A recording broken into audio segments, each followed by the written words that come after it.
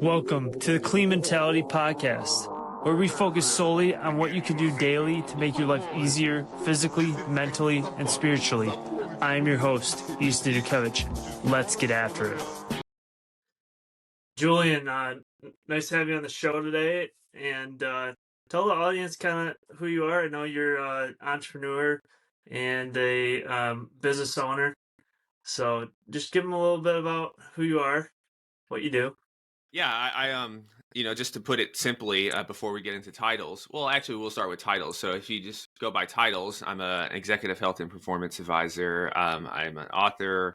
I have a column. I have a column at Forbes on the CEO Network, and but even besides the titles and everything, I'm really just a guy who's driven by curiosity and always looking to continually get better and get the most out of life.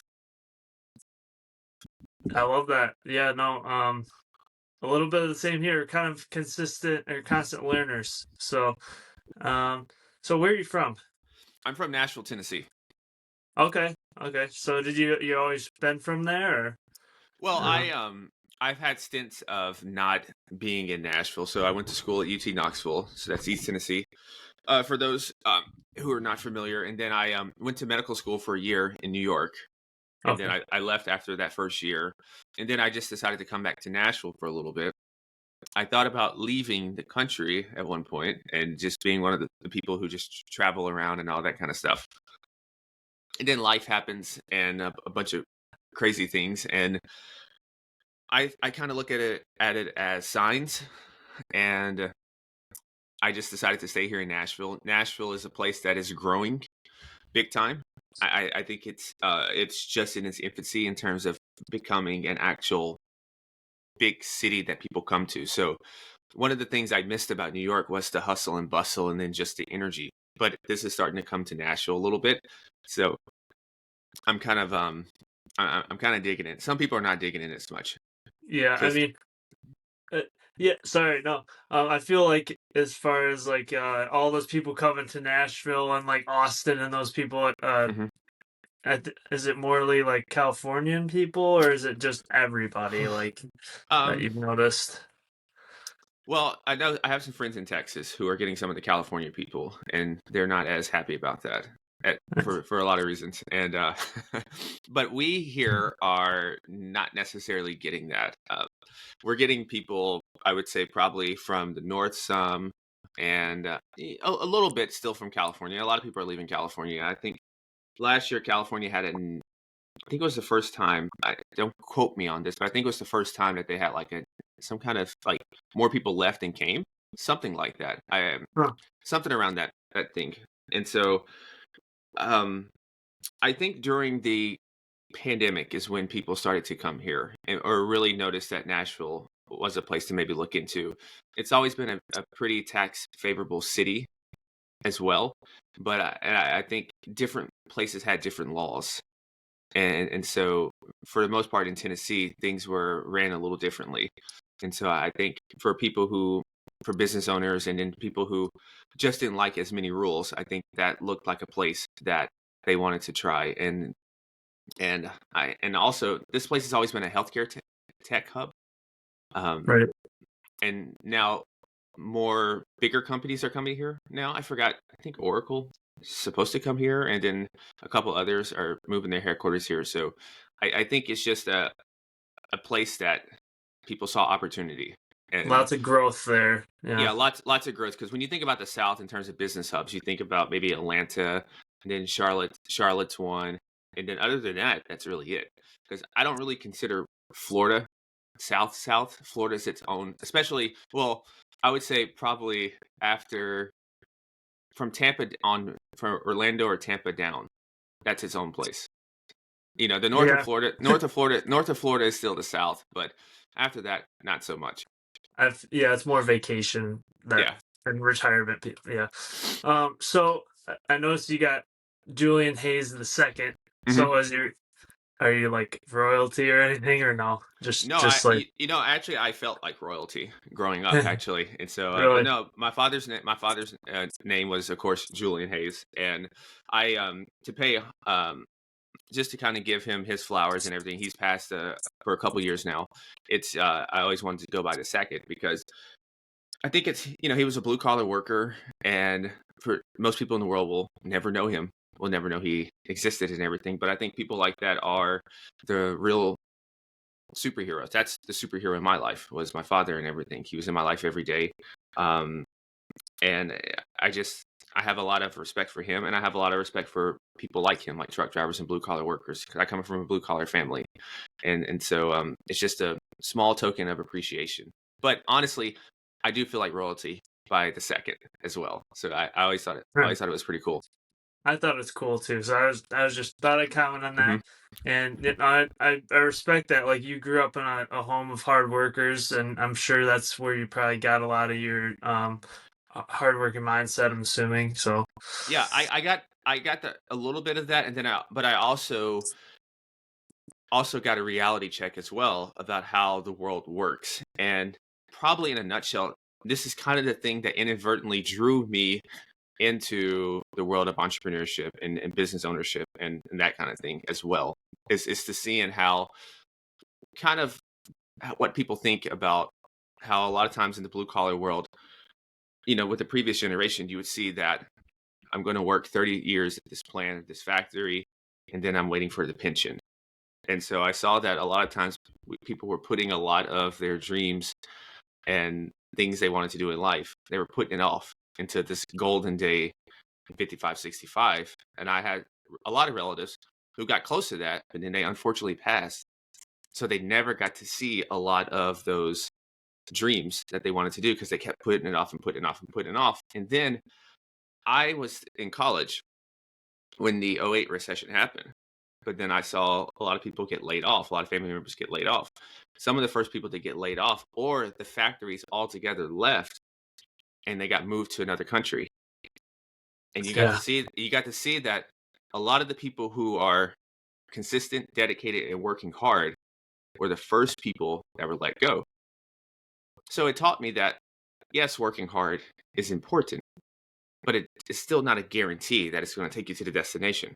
There's many more facets of that equation.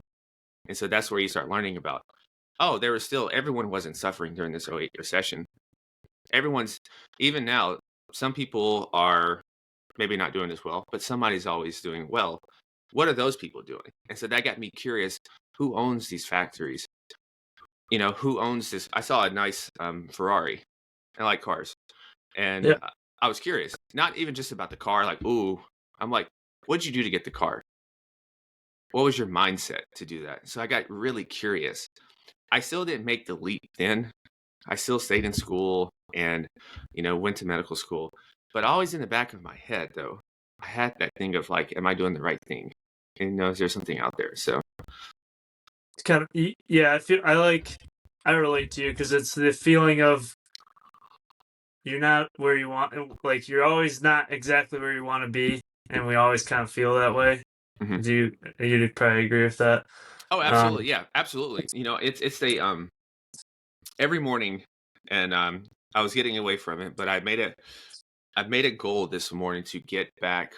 I started rereading The Miracle Morning to really get back to being appreciative of where I am right now, what I have, even though I can look in my like senses right now and see that I'm so far away from everything that I'm working toward and desire. And honestly, I don't even know how I'm going to do some of those things. I just know I wanted to do those things. But if you really sit in that type of energy and that type of space the whole time, you're going to be dissatisfied a lot of times. You're not going to have any joy. And so one of the things that I've been asking recently to a lot of people, even on my podcast, is that how do you enjoy the journey when you're at the beginning, or you're so far away? That's the thing of like, how do you just enjoy yourself? How do you build relationships? How do you start a family? And you got all these worries, initial things. So a lot of those types of questions has really been on my mind lately. yeah, no, I feel that I myself, I feel like I don't give myself enough gratitude like throughout the day, and do kind of live more in that. Oh, I'm not here yet, and I haven't took enough actions, but it's like, how far have I came? Like, Mhm. what things have I done? Like, you got to remind yourself because yeah, like you're saying, you can get stuck in this negative mindset, and then you don't move forward because you're just so negative in a way, I guess. Yeah, and if you think about it, it's kind of there's really no end destination for a lot of us, really. I thought this at first with fitness. I thought about when I get to 200 pounds, this is the destination because I started at like 165. I was super scrawny, so I was like, when I get Okay. there, life's going to change, or when I hit this type of deadlift, life's going to change. And you do it, and you're like, well, nothing changed. Well, I mean, you're proud of yourself for a moment, but then you ask the question of, okay, what's next? What am I going to do next? And so Right. that's kind of the way that I'm getting when it comes to just life in general is that we have certain goals that we're going to go after. But as we get close to achieving that goal, that milestone that we're going after, something else is going to inevitably pop up. And that's going to be the next carrot that we're going to be pursuing. Yeah, no, I'm with you right there. It's that you only get that like 5 to 10 seconds of happiness Hmm. hitting that goal, and then it's like, okay, what's the next thing? Yeah. So Because I mean, yeah, we talked beforehand before we hit record, and you're doing 75 hard right now, and you're almost done.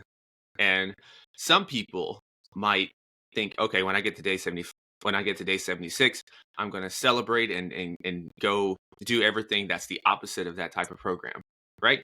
But most likely, you probably are not. You're probably just going to go about your day. You might not do the thing exactly. You might give right, but um, I just don't think you'll probably think that was good, and I like how I feel on that, and I want to keep that going. So, what can I do to keep that going? yeah, I know for me, on this Saturday, I'm probably gonna have a drink, but I'm gonna do Hmm. all the same things that I was doing Hmm. throughout the program because I know those are the things I need to do to feel good about myself. Otherwise, I feel like I didn't do anything throughout the day, so or didn't accomplish something. But so I know you were in medical school, you're going to be a doctor. Hmm. What made you want to drop out of your doctorate program, and what event was like, okay, I'm going to pursue entrepreneurship?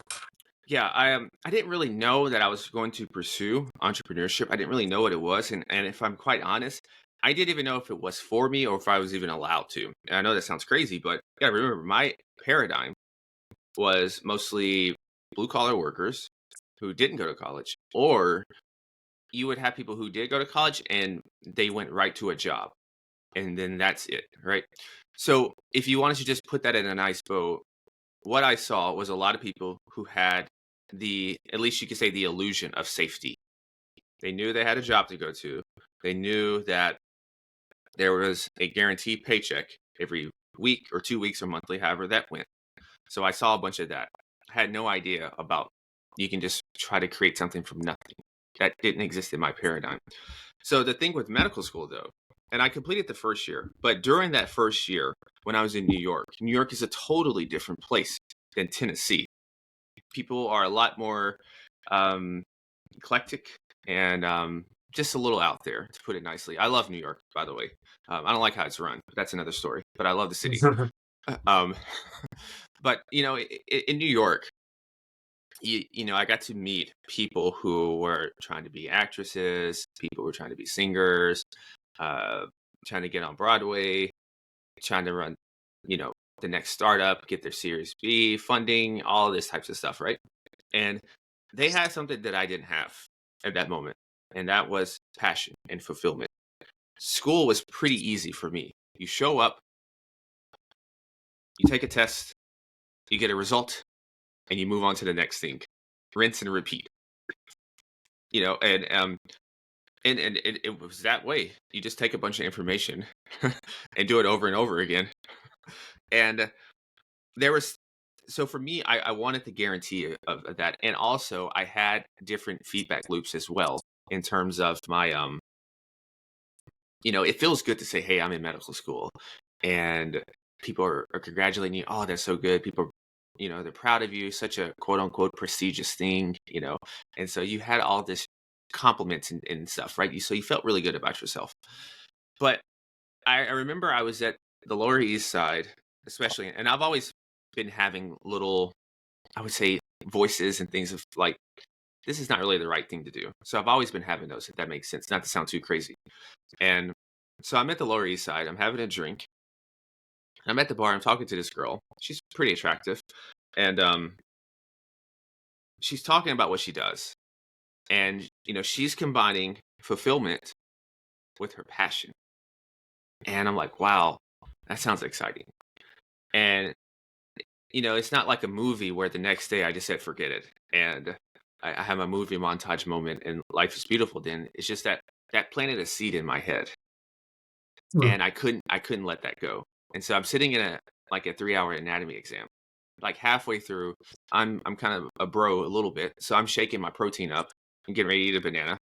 And I'm just thinking that, man, I don't know if I'm supposed to be here. And then I talked to my classmates and they're really excited about being a doctor and all of that. I really only wanted to be maybe one or two things really. And if I didn't get those, I was probably going to be miserable. And secondly, the more I was learning about science and everything, the more I was just thinking, how does this apply to my training and things like that? Or like, how does this apply to longevity? How does this apply to just in a human performance in general? And so I finished the year out and then I get back home in Nashville and I just have this moment. It just hits me of just like, I'm just not going to go back and I'm going to do something. I'm just not going to go back. And I wish I could say that, I started everything after that and I didn't. I got a job at the gym. I went to be a personal trainer at a gym. I got paid peanuts. Then I also worked at a call center, got paid peanuts.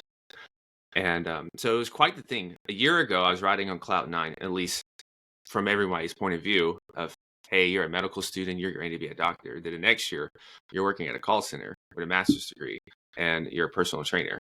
And so it's quite the interesting dichotomy. But fast forward over time, you learn, you iterate.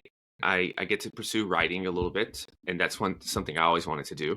So I'm writing, and then eventually at times you learn, iterate, and you start to try to grow a company, and you just keep doing it, rinse and repeat. Yeah, I mean, I I can relate. Right now, I'm like between jobs and whatnot, and Mm-hmm. I'm really like trying to focus on just my fitness and uh, building the podcast, and I'm doing personal training as well. So I'm trying to put everything I can into this client I have right now, and it is like a weird feeling of okay, I don't have like a regular like amount of money coming in right now, so it's like really unsure and it's just it's not the same because you have all that comfort of okay, I had this job and I'm you're getting that paycheck every week, but yeah, I can relate to your sense of kind of what you're saying, cloud nine, like kind of Mm-hmm. being just all out there, I guess. Yeah, and the good thing is, this is going to teach you that most things are we really don't have control over many things in life. A lot of it's an illusion. But the thing that you did, we do have control over, and you're doing it. You have control over whether you can move your body every day. You have control over what types of food you're going to eat every day. What types of information you're going to put in your brain. To a certain extent, you have control over your environment and your energy to a certain extent. And so those are the most important things. And so that's our overall health in general. So that's our most valuable asset. And so even during those times where, and I still have a lot of uncertainty as well now, but regardless, in the middle of all that uncertainty that's surrounding us, if we can control that thing in the middle, which is our health and fitness, that's going to go a big thing because if we're at least taking care of our health, generally our perception and how we see things is going to be a little better compared to if you were eating like crap and you're not moving your body and you have so much uncertainty in the professional realm. That's a bad recipe. I've been there Right. before where, I've been really stressed about work and stuff. And so I'm just going to skip some workouts or I'm just not going to eat as well. I'm just going to grab this quick snack. And it leads to like a domino effect of now like the lens through which I see everything is even worse. because I'm feeling bad inside because I'm not taking care of myself. Yeah, I would say, like, as far as like that goes with, I know that you're specifically trying to help entrepreneurs and executives with their increasing their performance and longevity as far as physical, mental. It sounds like that's your focus. Um, how does that help them? Like you kind of just explained it, but how does that help them in their business become even better?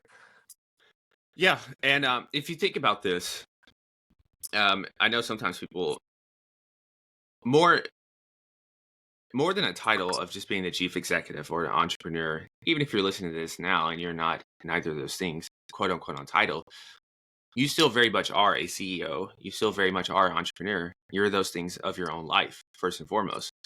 And so the first principle of all this is that it's leadership. You can't lead anyone if you can't lead yourself. And so that's the very first thing. And I mean, from a business standpoint, leadership is everything. When you're managing people, you're trying to get people to collectively go along with the mission to collectively accomplish a goal. But the thing is, if you have a leader that's preaching certain things, or if you're a person that has a family and you're preaching certain things, I see a lot of dads, no offense to dads, I'm not a dad yet, but I see dads at times. They tell their kids to go out and play, go exercise, go do certain things, make sure you eat your fruits and vegetables and all this kind of stuff. But then I look at them and they're not a reflection of the things that they're preaching. Now, I'm not really a mean guy. So you can say, okay, maybe there's some problems, right? Some health problems that leads to this. That's a very small percentage. A lot of times people have incongruency with their behaviors. They're preaching one thing and another, but they're not doing that. So first and foremost, leadership standpoint, charisma, your presence as an individual, whether we like it or not. We judge people by their first appearance, whether you like it or not. And communication is 93% nonverbal compared to the 7% that's verbal. So you walk into a room, you see a person that has great posture, that looks like they take care of themselves. That's immediately, you're going to signal to someone, this person's disciplined. This person knows how to delay gratification. This person is consistent. This person actually cares a little more about themselves. Those things are never a bad thing. Whether you're trying to raise money to investors, whether you're trying to lead your team, whether you're trying to even get a job. Because fit people that are a little healthier, they look better in clothes. Yeah, That's just the truth. Nothing wrong with that. We've all had moments where we have to work on things. But and so you can look into things such as sleep now. A highly sleep deprived brain compared to a well rested brain, if you would hook those two things up on imaging, you would see one that has much less activity in the prefrontal cortex, which is important for logic and reasoning. That's the sleep deprived brain. The sleep deprived brain is also going to have much more heightened activity in a amygdala. So that's more emotional, primitive state. And so when you translate that to the real world, you're going to have someone who is thinking less with logic and reasoning, and instead is acting and thinking more from an emotional state. So if you are in charge of investing, say you're an investment banker or something, and you're coming from a state a lot of times of emotion instead of logic and rational, that's not good to make money decisions, business decisions at all, even relationships, if you're just coming from a highly emotional state. So those are some of just the practical reasons. And I usually stick with examples of day-to-day life for people because it sticks a little more instead of just looking at scientific facts and those kind of things. I mean, those things are interesting, but these things on a real world application affect us. You think about a man, testosterone. I don't care what age you are. You want to still feel like a man and have your vigor. Being sleep deprived, once again, can affect your testosterone levels and a whole host of other hormones there. That's going to have you not being able to perform as well. It's going to have you a little more difficulty to get off some of the stubborn weight and fat. So every single facet of life is directly tied to your health, which is why your health is your most valuable asset, because you can only lead and perform in every domain of life as much as your health is going to allow you to. Right. And like the higher level of physical fitness that you can have, and like you said, like taking care of your sleep and taking care of uh your nutrition and whatnot is going to lead to a higher vibration or better um performance on the job, and to make those decisions effectively instead of, yeah, that makes sense to me. Um so most of the like audience is more younger people, like say 18 to 26, about hmm my age.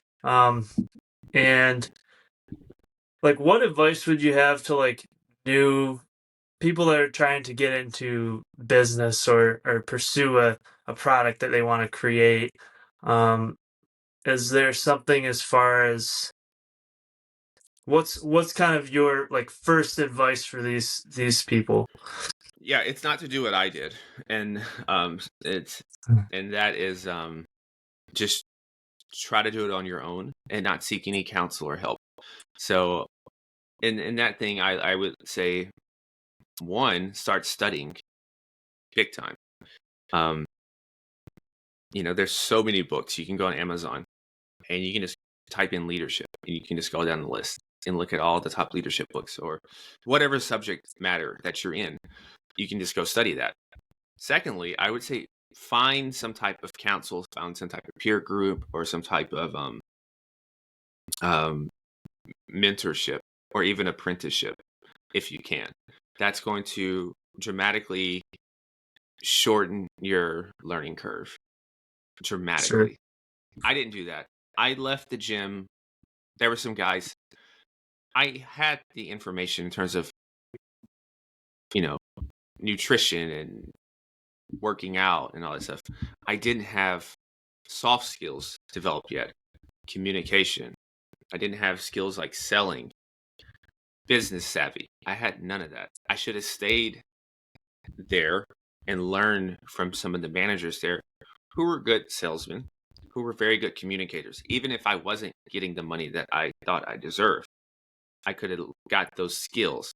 And therefore, I wouldn't have had to learn and struggle big time afterward because I left too early. So if you can, find someone or surround yourself, whatever you got to do to be around them to help develop some of those more soft skills and people skills in terms of, if you have a business, you're probably going to be a subject matter expert in whatever you think you're doing, but there's so many other intangibles that you need to grow a successful business. And I'm still learning those things. I'm still very much an adolescent at that. So I'm by no means an expert. I just know that I wasted a lot of years by not seeking mentorship or counsel initially and just trying to be a lone wolf.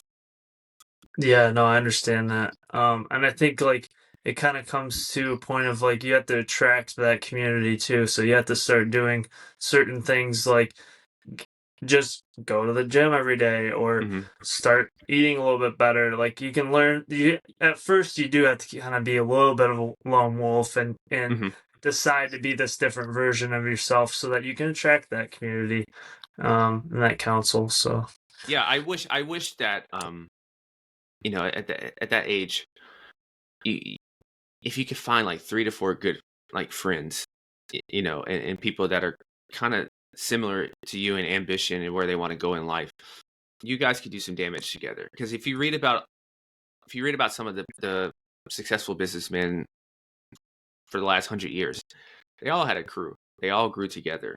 You look at some of the people that pretty much built America, the Carnegies, the Rockefellers, and all that. They all knew each other, and they kind of had their own industries. But at times they came together. Of course, they had a little rivalry. People were competitive, but for the most part, they had this network of succession that they did together.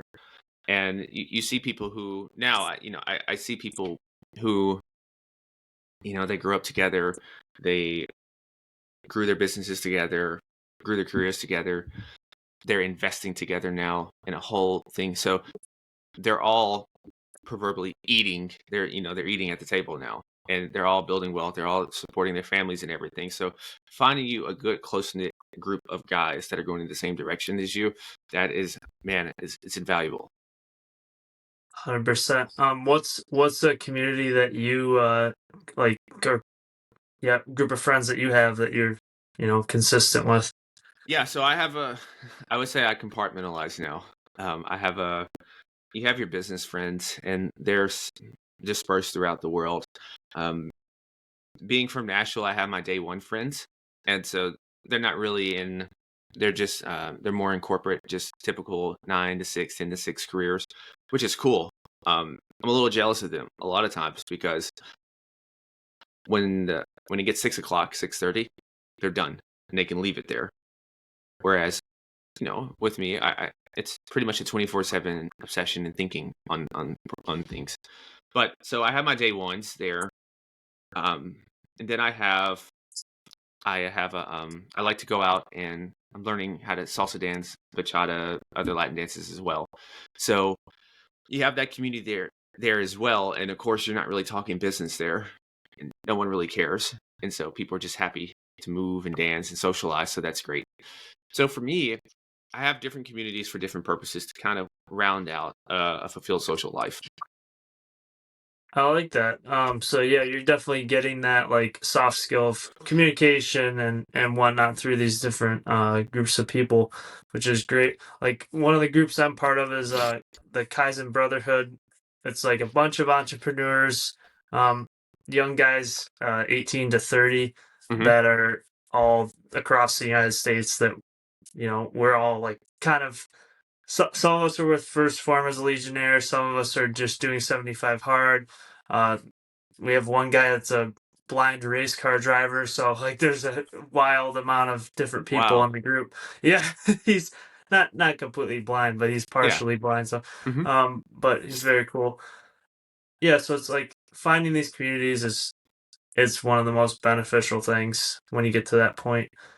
So like with your dancing and learning languages and uh how do you have time to do all this? Like what did you develop to have time for all these things? Well, it's just a calendar, just scheduling. Dancing is Tuesday, Wednesday, typically, maybe, but it's in the evening, maybe 8 to 9, 8 to 9:30. A lot of times, if I go to a social or to actual salsa clubs, that's a little later at night. But it's more you give up some things. What are you willing to let go? So I don't watch TV. I don't really, yeah, I don't watch TV. I don't really do shows or nothing like that. So I gave up a handful of things and really went all in on a couple of things. And so it's pretty easy. I work out, I read, I study, do business stuff to continually try to grow that and learn. And I have time for social and relationships, and then my fitness stuff, and that's about it. Yeah, no, that's, and I think I'm assuming that 75 hard was a definitely a part of that for you. Um, Learning how to manage your time, or no? I think the biggest lesson from there was probably the inconvenience, because it was an inconvenience at times too. I rather lift and then just go get my run in, just back to back, and then like it had the rule of like, oh, it has to be a couple hours apart, and I hated that.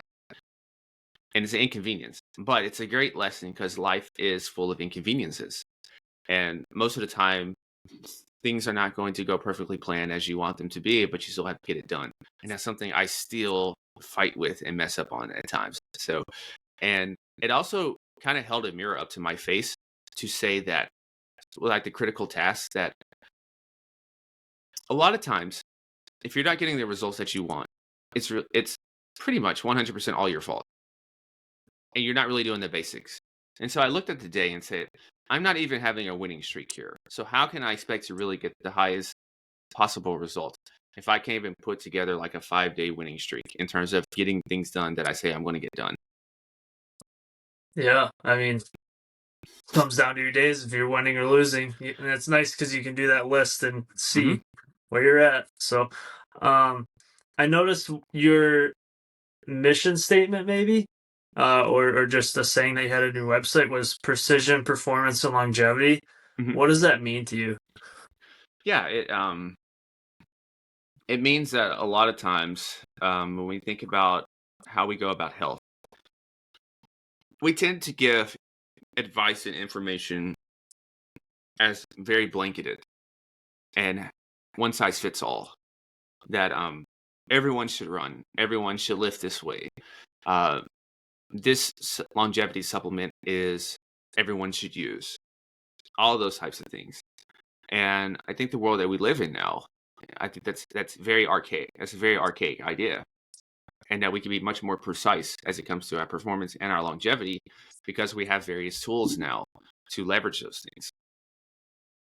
Yeah, no, I feel the same way. I hear that a lot from other people, that haven't done like 75 or kind of opposed to doing it. Like that that example of, you know, being able to do different things definitely helps. So as far as I feel like this is kind of an important question. Like, what kind of advice could you provide in overcoming stress, pressure, and responsibilities weighing down on you? Let's see. So there's probably a lot of directions to go from there. I think the first thing I would tell someone is that um, this is something that you're just going to have to get used to. Um, if you're trying to do anything, I would say that's a little out the ordinary and above average, you're going to have to get used to expectations and pressure. That's just a part of the game. Um, it's actually I kind of see it as an honor, and it's a great privilege to have that responsibility. I think about business owners and entrepreneurs who have, or even managers and CEOs of organizations. They have so many people that they're kind of responsible for. So when they make decisions, they have to think about not only those employees that are there, but also their families of those employees and the kids as well, right? And so you had a team of 30 and say each of them has a family of 3, you multiply that, that's 90 people right there. 90 people that you're making a decision for. I see that as such a privilege and an honor. And there's other places where it's thousands. And I'm like, wow, how many lives are you affecting? So that's one way I look at that is like bring that on. And as I go throughout my day now, I'm training for those types of things. I'm training for resiliency and everything. So instead of seeing it as a burden that I feel this pressure to do all this, I'm seeing it as a privilege because a lot of times this is what we want. We want to make an impact. We want to feel like we're doing something meaningful. And so now, tactically, what are some things you can do? Um, for me, I like to start in my day with some type of meditation, visualization. Um, Visualization, I think, is really important because a lot of times we can close our eyes and visualize where we're going, what we really want, right? But then we open our eyes and our senses, what we see, what we hear, what we can touch and smell, is nothing like our vision right now. And so, it's really important to be able to still tap into that and see that and live in that vision as we go throughout the day. So it's almost being able to develop the skill of suspending disbelief. So say I am worth $0 right now and I want to have, I don't know, a multimillionaire, for example. How does that person actually move? If that person was a multimillionaire, and you were that person right now, how would you actually move right now? How would you think? How would you feel? How would you act? What are some of those habits that you would do? If you don't have the exact answers for that, that's great because now you have YouTube, you have Google, you have podcasts. So now you can go listen to people who are these things and see how they talk, how they move, what are some of the habits they do. Now you can bring those into your world and you can start doing that right now. Even if you are quote unquote not that thing in this physical world at this moment. But if you think about it, not to get too metaphysical, everything starts with a thought in our head. You know, whoever Riverside, we're using Riverside right now. Whoever the founder is of that company, they thought of an idea and then it came to fruition. You mentioned First Form. Those guys, they thought of an idea, a concept, and then acted on it, and then look at where it is now. So every single thing is going to start with a thought. So we have to first get the right thoughts in our head. And then the last piece of this is really practice. And this is something I'm still working on and that I'm being coached on, is to really get good at accepting and rejecting ideas. Meaning, if a thought and idea comes in your head and it's not in congruence and harmony with your ideal self, recognize it and reject it and disregard it. It's a very hard thing to do. It's a very hard thing to do because everything you're seeing maybe right now is the opposite of where you're really trying to go and what you're thinking. But if you can get that skill, you're going to be unstoppable. But it takes time. I'm still working on that myself. I have no lie to tell on that. And then, of course, exercising as well, because a lot of times when we start to feel very overwhelmed and stressed, it's a lot of times we feel like we're not in control. We don't have nothing. We're not controlling anything. And so how can we get a win? How can we build momentum? Easily. We can control what we eat. We can control moving our body. We can control going to sleep. We can control what we're watching on YouTube. We can control what we're watching on TV. We can control what we're scrolling. Those things we can control. So really master those, especially when nothing else is going our way. Yeah, I'd say as far as like the things that you can control, like that's something I just did this morning. Like I wrote down 5 things of like I wrote at the top, here's what I can control, and Mm-hmm. then do these 5 things today. And that was like small things, but it definitely moves the needle forward and whatnot. And then as far as like having that, I guess I think you're describing like self-awareness of yourself. Mm-hmm. Uh, being able to in the moment decide. I'd bring it on faith. I don't know if you're Yeah, no, yeah, you definitely. believe in God and whatnot, Mm-hmm. but um yeah, if that thing that you're about to do is not something that uh would be approved from God, then I wouldn't do that thing. Or if it is and it's in his path, then that's something I'm gonna totally go for and try and do that more consistently. Something Yeah, I use. yeah, and then we're talking about this is that uh, to me this is how I remind myself of when we think about prayer, and sometimes people think of prayer as just maybe someone gets in a closet or they just get on the foot of their bed and they start praying, asking for things. I think prayer is really not only you are praying about a thing, you're commanding a certain thing and asking for a certain thing, but you're also simultaneously you are doing that thing already to display your faith in that prayer. To me, that's what real prayer is. So if I'm praying that I'm going to be this type of person that does this impact, that has this kind of net worth and abilities to help people, I'm going to go ahead and display that faith by acting like that person right now, even before I have quote unquote physically those things, if that makes sense. Because I think that's when you're really displaying your faith that I believe so much that I'm going to go ahead and step into this person's energy right now, even if nobody else can see that I have these things, because I believe that I have these things already. Yeah, I like that. That's something I like. I want to get better at doing meditations and becoming It's a like doing that. practice. It's a practice. You might be like me. It's hard for me just to sit and do those types of things. I like to physically go do things, right? And it's hard just to sit and just think and everything. But a lot of times that's where our best ideas are coming from, and it's necessary to calm our mind because there's so much different stimuli that is hitting us all the time. No matter how you try to avoid it, you're going to be inundated with it in some form or fashion. Yeah, one of those things is probably like music. I know that you said that you listen to music nonstop. At least it was on Hmm. your site and Hmm. whatnot. How do you like literally listen to music nonstop, or do you realize sometimes you're like, oh, I need to like just be like alone and be quiet, like be in a silent room for a bit or something like that. Yeah, it's not music 24/7, but Yeah. also the music. There's different types of music, so I'm not listening to anything that's just like destructive or bad lyrics or anything like that. So I listen to a lot of jazz. I listen to a lot of instrumental music. I have some binaural beats. So a lot of my music is conducive to creativity. Is conducive to kind of putting yourself in good spirits and everything. Uh, so that's kind of how I go about the music thing. But of course, there's times where I'm not going to have music on. But I love music. I love just having instrumental music on because it's peaceful. And to me, music is a language of itself. The frequency of music, has been shown that different types of frequency can control and put us in different emotional states.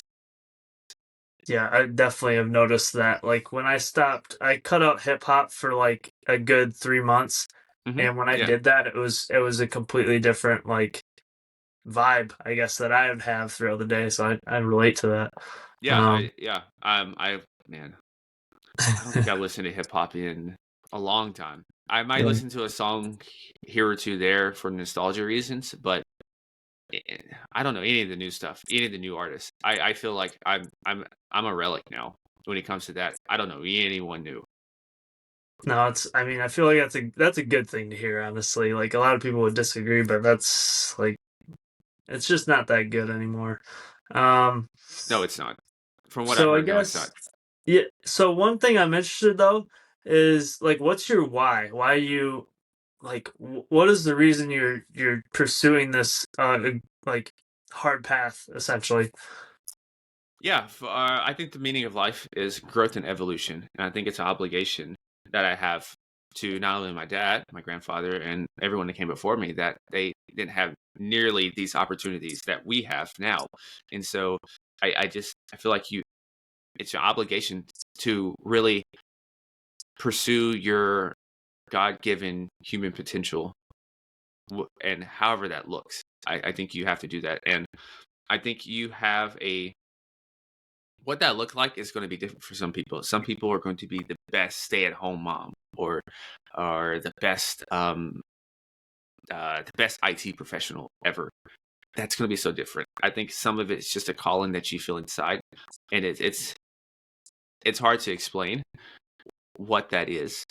Um, and then that's really the main why. And then you throw things like, what are you passionate about, and what are you really interested in, and then I think that's a really good combo when you find something that you're interested in. You don't have to just be like I'm interested in and passionate about salsa and bachata music, but I'm not going to start a business around there, right?